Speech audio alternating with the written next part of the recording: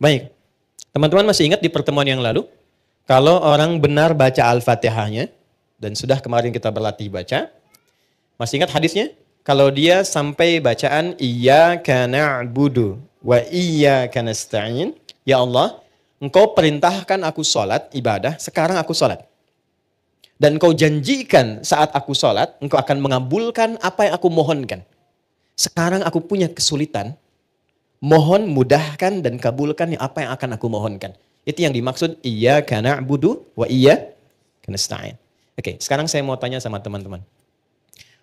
Kalau kita diperkenankan untuk meminta apa saja dan itu dikabulkan, kira-kira mau minta apa? Surga, baik. Surga kan di akhirat ya. Rezeki, baik. Rezeki di dunia ya. Sehat, apa lagi? Banyak ya? Banyak ya? Dulu kalau nggak salah ada acara di TV itu dalam semenit ambil apa aja gitu kan? Ya, yang kamu inginkan kan? Ternyata nggak sempat kamu juga semua ya. Oke? Nah, lihat hadisnya. Hada baini wa baina abdi, wali abdi ma sa'al. Ini perjanjian untukku dan untuk hambaku. Kalau hambaku benar pada bacaan ini, sampai di titik ini, dari awal dia sholat. Apapun yang dia minta, aku akan berikan. Apapun yang dia minta, aku akan berikan. Dan tidak sedikit orang soleh, termasuk para nabi, orang-orang soleh yang hidup di setiap generasi, kalau setiap ada masalah, rata-rata sholat. Demi Allah, rata-rata sholat. Saya tidak bermaksud memberikan nasihat ya, hanya sharing saja. Ada pesan di Quran gini, kalau sedang ada masalah, khususnya di rumah tangga, itu curhatkan di atas sajadah. Itu poinnya. Kalau sedang ada masalah, khususnya di rumah tangga, curhatkan di atas sajadah. Itu ada di Quran, surah ke-12 ayat 86. Innama ashku bathi wa huzni ilallah. Adukan, tumpahkan di atas sajadah. Maka yang pertama Allah berikan satu ketenangan dalam jiwa. Jadi walaupun solusinya belum ada, tapi hatinya sudah tenang. Ya. Awas sajadahnya nggak usah dilebarkan sampai ke Instagram, ke Facebook, nggak usah. Di tempat kita ya. Semakin lebar, semakin meluas persoalannya. Itu janji Allah. Yang kedua, ketika kita tumpahkan, ketenangan diberikan. Nah, ketenangan inilah langkah awal yang memberikan kejernihan dalam berpikir, sehingga kita mudah melangkah untuk menyelesaikan persoalan. Ketika jernih itulah baru Allah kirimkan solusi. Ya. Nah, sifat kita melakukan itu disebut dengan takwa namanya. Dan kalimat takwa pertama di Quran itu disandingkan dengan sholat.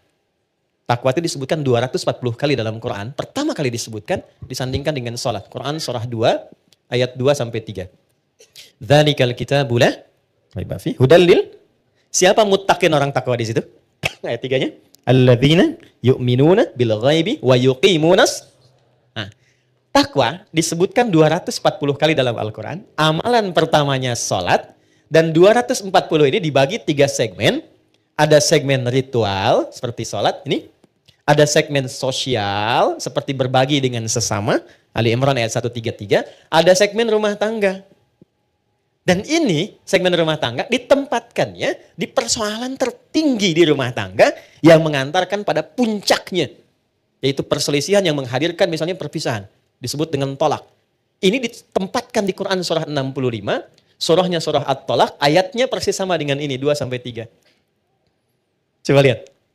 Ini bukan dimirip-miripin ya. Saya nggak punya TikTok deh yang sekali ketik langsung tok jadi deh. Enggak. Ini ada ilmu tentang keserasian ayat-ayat dan nomor-nomor dalam Quran. Ditempatkannya di sini. Wa may yattaqillaha yaj'al lahu makhraja. Siapa yang mampu meningkatkan takwanya kepada Allah dalam konteks ini, yuk salat. Yaj'al lahu makhraja. Dia punya masalah apapun, aku bimbing untuk menyelesaikannya. Dan hidupnya bukan nggak punya masalah. Sebelum dihadapi, Allah sudah kecilkan sehingga tak terasa bahwa itu persoalan. Itu poin. Ya. Betapa banyak solusi yang ringan, tapi jarang dilakukan. Kita memilih berdebat dengan pengetahuan, dengan kekayaan, dengan macam-macam. Sehingga nggak selesai-selesai. Padahal solusinya simpel. Baik ya? Satu ini. Nah sekarang, ada yang lebih dahsyat lagi. Begitu selesai benar, baru sampai iyyaka na'budu wa iyyaka nasta'in. Sedang punya masalah apa? Mau minta apa? Ada keperluan apa? Mohonkan. Karena rata-rata bingung mau minta apa, Allah ajarkan satu kalimat yang saat diberikan semua yang kita harapkan dapat. Apa kalimatnya? Oke, setelah iyyaka na'budu wa iyyaka nasta'in, kita baca apa? Ihdinas siratal mustaqim. Itu bukan kalimat biasa, ada rahasia di dalamnya, ada hikmah. Ya, saya tulis dulu ya. Sini aja. Ihdinas siratal mustaqim.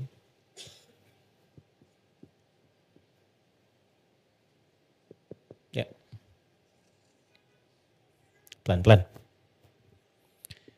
Nanti kita belajar sama-sama cara baca ini dan menyelaraskannya dengan suasana hati kita seperti apa. Karena ini dijawab nanti ketika kita baca ada jawabannya di ayat lain. Baik ya? Ihdinas siratal mustaqim. Nah, teman-teman kalau diterjemahkannya apa? Tunjukkan kami jalan yang lurus. Ah, itu terjemah tekstual. Baik ya? Itu bisa efektif dibaca saat haji nanti. Ya, saya pernah jadi petugas 2010. Ada jemaah tersesat. Keluar dari maktab dia bingung ketemu tentara orang Arab, dia nanya. Jadi orang Arabnya nggak bisa bahasa Indonesia, dianya nggak bisa bahasa Arab.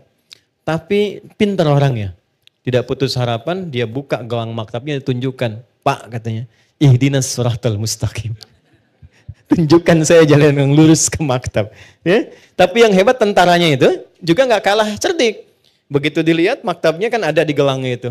Maka dia tunjukkan siratal ladzina an'amta 'alaihim ghairil maghdubi 'alaihim waladdallin. Lulus jalan ini, jangan belok-belok kamu sampai katanya. Itu pernah kejadian. Oke. Ihdina. Ya Allah mohon tunjukkan kami. Ihdina itu dari ahda yuhdi, asalnya dari hidayah. Hidayah superlatifnya hudan. Oke, pelan-pelan. Ihdi itu bentuk permohonan. Berikan kami hudan. Ini asalnya. Ya, pelan-pelan. Berikan kami hudan. Apa itu hudan? Hudan itu asalnya semua solusi yang kita butuhkan dalam hidup. Simpel sekali. Semua solusi yang kita butuhkan dalam hidup. Contoh. Al-Quran itu disebut hudan oleh Allah. Al-Baqarah ayat 185.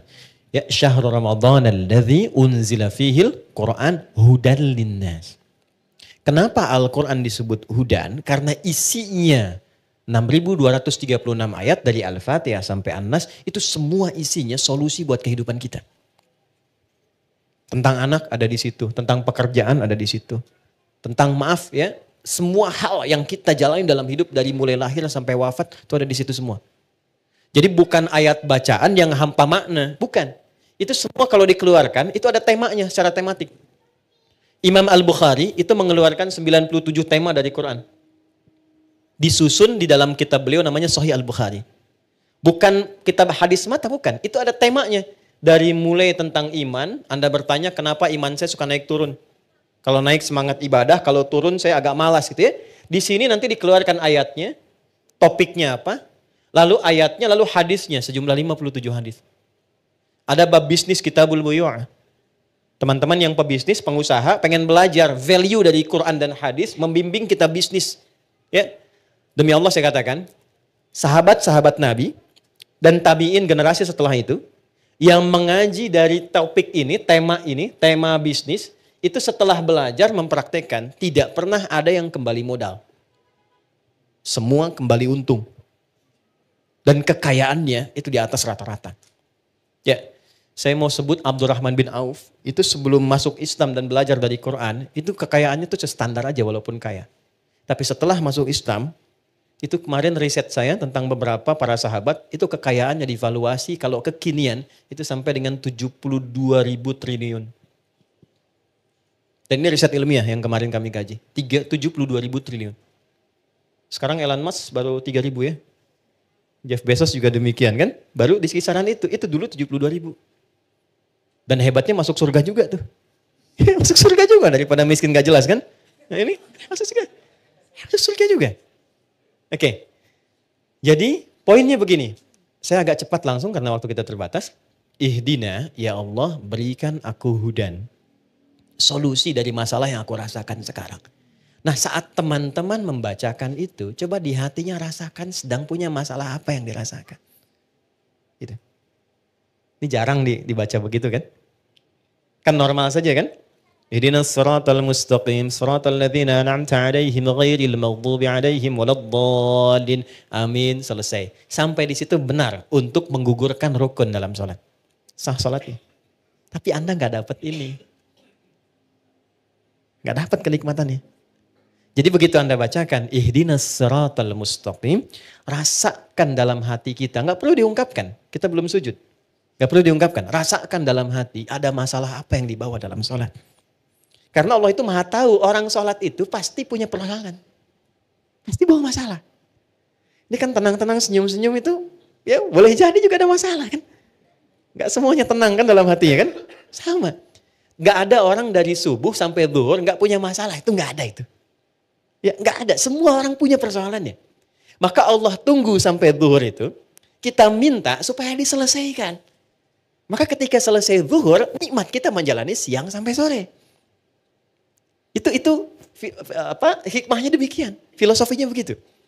Jadi begitu Anda bacakan ihdinas siratal mustaqim, ya Allah mohon berikan solusi kan atas semua persoalan yang hamba sedang rasakan saat ini dan Engkau Maha mengetahui dengan itu semua. Oke. Lalu Allah berikan. Saya mau tanya teman-teman, mohon izin ya. Kalau diberi itu pengen cepat, pengen lambat? Ingin mudah, ingin sulit? Mudah kan? Baik, kalau ada jalan berliku dengan jalan lurus, yang paling cepat yang lurus atau yang belok-belok? Lurus kan? Nah, lurus itu namanya siratal mustaqim. Mustaqim itu lurus, artinya mudah. Sirat itu lapang. Jadi sirat itu, jembatan kan yang sering kita pahami ya, jembatan, itu sebetulnya bukan jembatan sempit. Kan Nabi pernah sampaikan, kayak rambut di bawah 7 kan?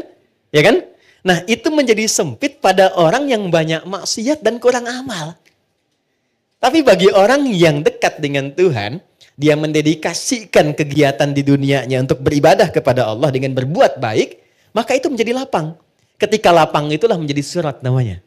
Paham? Baik, jadi seakan kita minta begini, ya Allah, mohon berikan aku solusi dan lapangkan saat aku menerimanya, serta mudahkan dalam prosesnya. Jelas? Lapangkan aku saat menerimanya dan mudahkan dalam menjalani prosesnya. Oke. Saya kasih pertanyaan, kalau bisa jawab saya kasih hadiah umroh ya. Saya serius. Saya serius. Bintang 5 di Mekah Madinah. Oke. Salat sendiri kan? Ya kan? Walaupun berjamaah kan kita sendiri kan? Ya kan? Nanti sifatnya jamaah dengan banyak orang. Kenapa di sini mintanya tunjukkan pada kami, padahal kita sendiri? Ihdina. Kenapa enggak ihdi? Oke, silakan. Ya. Boleh?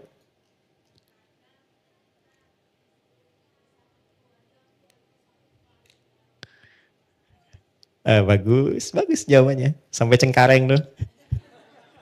Oke, ada yang lain? Ya kan?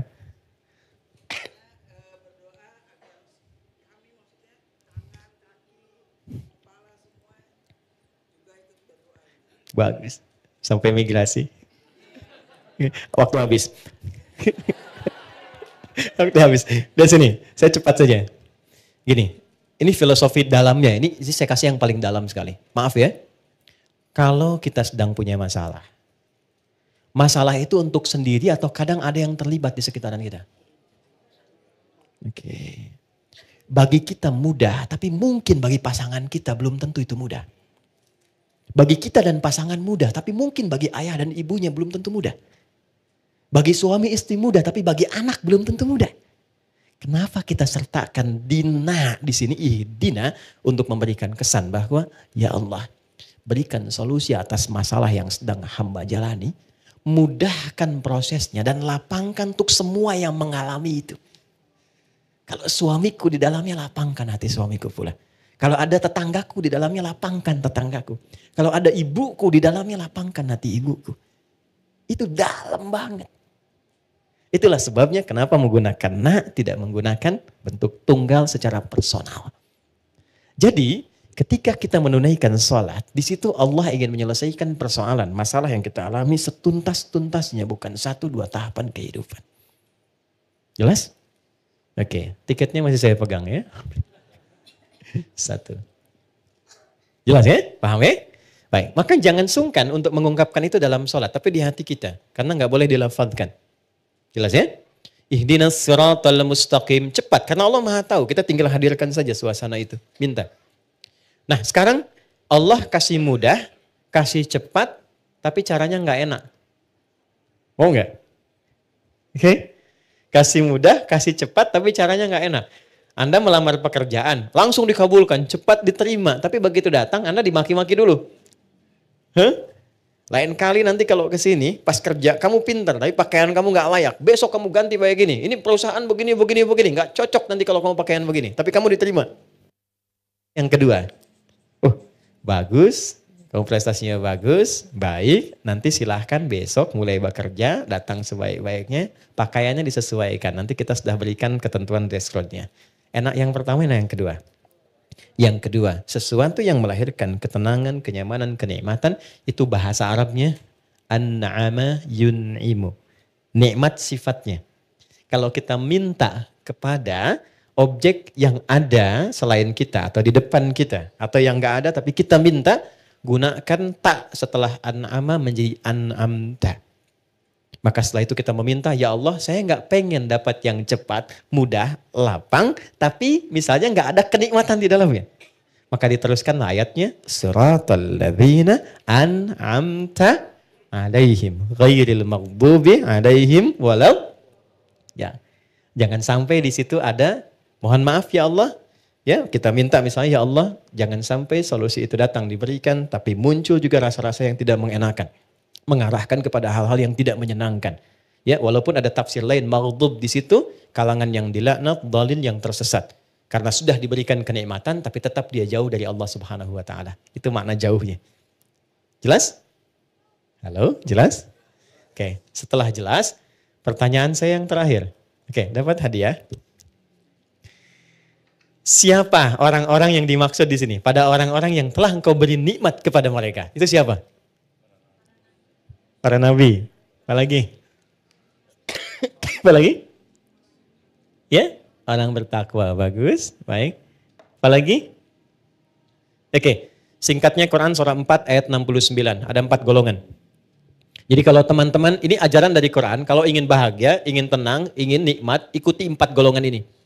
Ikuti pola hidup mereka. Quran surah 4 ayat 69.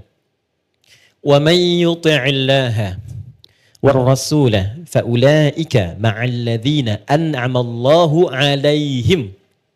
Oke, kalimatnya sama. وَمَنْ يُطِعِ اللَّهَ وَالرَّسُولَ. Siapa yang kehidupannya diikutkan pada petunjuk Allah dan Rasul.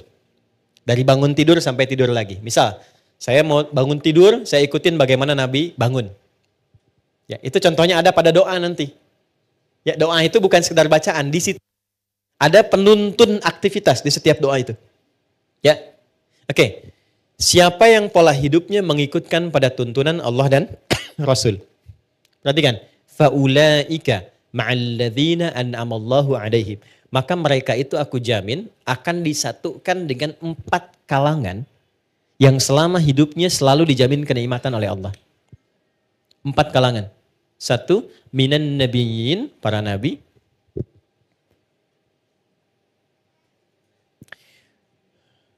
2, siddiqin, orang-orang yang membenarkan Quran dan mengamalkannya.